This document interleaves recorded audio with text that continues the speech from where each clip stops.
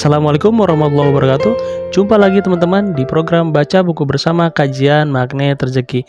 Bagaimana kabarnya teman-teman semua? Semoga dalam keadaan sehat walafiat. Nah, kali ini kita masuk di bab 8, yaitu tip jeruk nipis. Apa itu tip jeruk nipis? Kita akan simak dan baca bersama-sama. Bismillahirrahmanirrahim. Tip jeruk nipis.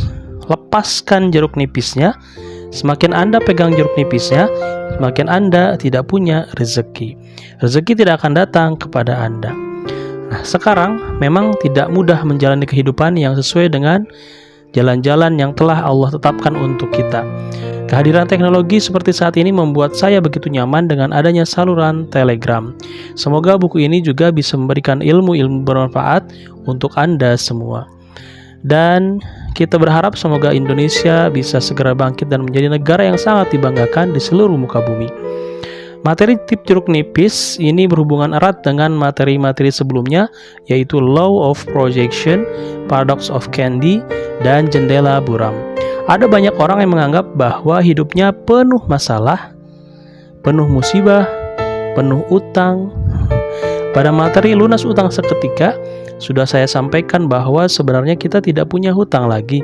Ternyata yang kita perlukan adalah mengubah kata hutang.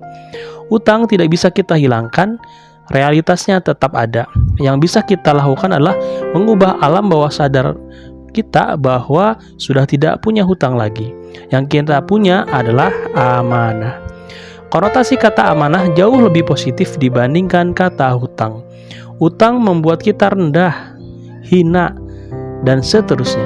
Sementara amanah membuat kita terasa mempunyai tingkatan yang jauh lebih tinggi dan kita bertanggung jawab penuh terhadap amanah yang Allah titipkan untuk kita. Dalam materi Paradox of Candy, saya menyampaikan bahwa isi dan bungkus itu satu paket. Kita nggak mungkin bisa menikmati isinya tanpa bungkusnya. Bungkusnya itu sesuatu yang kita nggak suka, kita nggak butuh, dan kadang ujian, cobaan, hinaan, cacian, makian, dan seterusnya yang tidak kita sukai, tetap itu satu paket yang harus kita terima.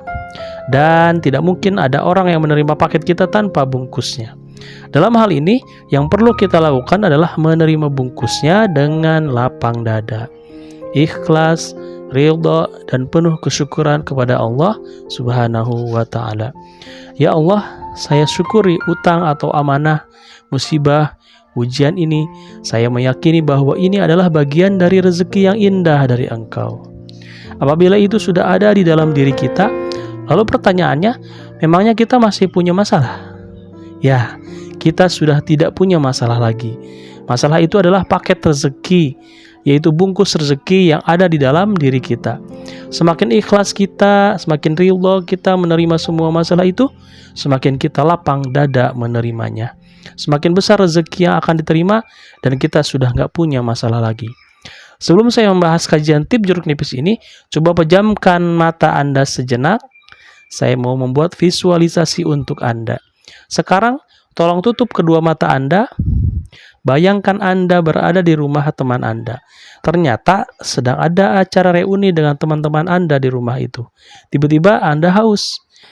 Boleh minum nggak? Ambil saja ke belakang minuman di sana. Kemudian Anda berjalan ke dapur. Di sana ada kulkas. Di dalamnya ada berbagai macam barang. Ada buah-buahan berwarna hijau yang warnanya semakin jelas dalam bayangan mata Anda. Di sebelah buah kiwi ada pisang, warnanya kuning terang, semakin terang dan jelas di mata Anda. Anda pikir itu pisang impor. Di sebelahnya ada jeruk nipis yang warnanya hijau kekuningan. Anda tertarik pada jeruk nipis itu, lalu mengambilnya. Anda kemudian mengambil pisau yang kelihatannya sangat tajam, lalu memotong dan mengupas kulit jeruk nipis itu, sehingga airnya mengucur. Anda penasaran dengan rasanya? Anda teteskan ke lidah Anda. Anda teteskan air perasan jeruk nipis itu ke gelas Anda. Lalu Anda meminumnya. Bagaimana rasanya? Asam ya. Kemudian Anda meletakkan kembali jeruk nipis itu ke dalam kulkas dan Anda hanya menuangkan air putih ke dalam gelas Anda. Nah, sekarang buka mata Anda. Ketika Anda membuka mata, ada nggak jeruk nipisnya di depan Anda? Masih terasakah asam jeruk nipis itu di lidah Anda? Tapi jeruk nipis itu tidak ada kan? Kenapa lidah Anda terasa asam? Kok bisa? Jeruk nipisnya tidak ada, tapi sampai sekarang lidah Anda masih terasa asam. Kenapa bisa begitu? Karena alam bawah sadar kita mengasosiasikan sesuatu yang real, padahal nggak ada. Jeruk nipis itu tidak ada, tapi kok sekarang terasa asam di jiwa Anda? Begitulah alam bawah sadar kita. Dia tidak membedakan apakah sesuatu itu real atau tidak. Alam bawah sadar tidak peduli dengan itu. Yang penting berfokus saat membayangkannya. Maka sesuatu itu akan terasa nyata, bahkan bisa bertambah pada diri Anda. Bagaimana sekarang? Lidah Anda masih terasa asam? Seperti itulah masalah ujian, musibah. Semua yang Anda rasakan asam itu adanya di alam bawah sadar.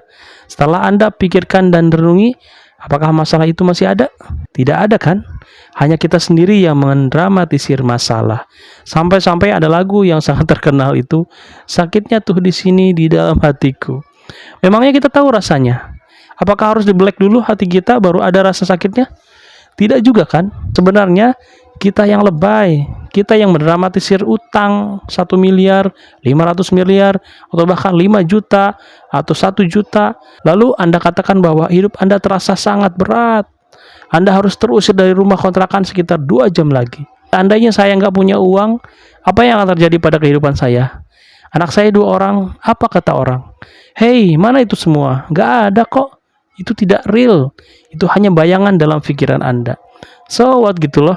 Kalau memang waktunya tiba, pas jam yang ditentukan Anda harus keluar dari rumah kontrakan, ya keluar saja. Tidak usah pedulikan orang lain mau bilang apa pada Anda. Itu hanya jeruk nipis yang diteteskan ke diri Anda. Padahal sesungguhnya tidak real, tidak nyata. Karena takdir kehidupan dari Allah Subhanahu wa taala adalah mulia dan bahagia. Sudah tidak ada lagi yang lain. Itulah takdir kehidupan kita. Jika sekarang takdir kehidupan Anda tidak menjadi mulia dan bahagia, itu karena banyaknya jeruk nipis yang kita tetesi, bukan hanya ditetesi di lidah, juga di jantung, liver, ginjal, dan di luka-luka Anda, sehingga terasa semakin asam, semakin berat, semakin membuat Anda akhirnya tidak bisa berbuat apa-apa. Hidup kita sudah bahagia dan sempurna. Hidup kita sudah luar biasa dari Allah Subhanahu wa taala, Masya Allah. Jadi jeruk nipis itu adalah bayangan kita, overthinking kita terhadap sesuatu. Bisa jadi kita berpikir terlalu dalam, bisa jadi overthinking kita yang membuat kita menjadi resah, menjadi gelisah, akhirnya solusi tidak ditemukan, akhirnya kita tidak bahagia. Maka dari itu, mari untuk bisa menerapkan jeruk nipis ini, bahwa semua itu tidak real sehingga kita bisa bahagia saat ini dan kita bisa mencari solusi yang terbaik ke depannya. Itu saja di materi jeruk nipis kali ini. Kita akan lanjutkan di pertemuan berikutnya. Semoga bermanfaat. Semakin menarik nih ke depannya. Simak terus sampai selesai ya, sampai satu buku ini bersama program baca buku. Semoga bermanfaat. Wassalamualaikum warahmatullahi wabarakatuh. Salam sehat dan sukses selalu.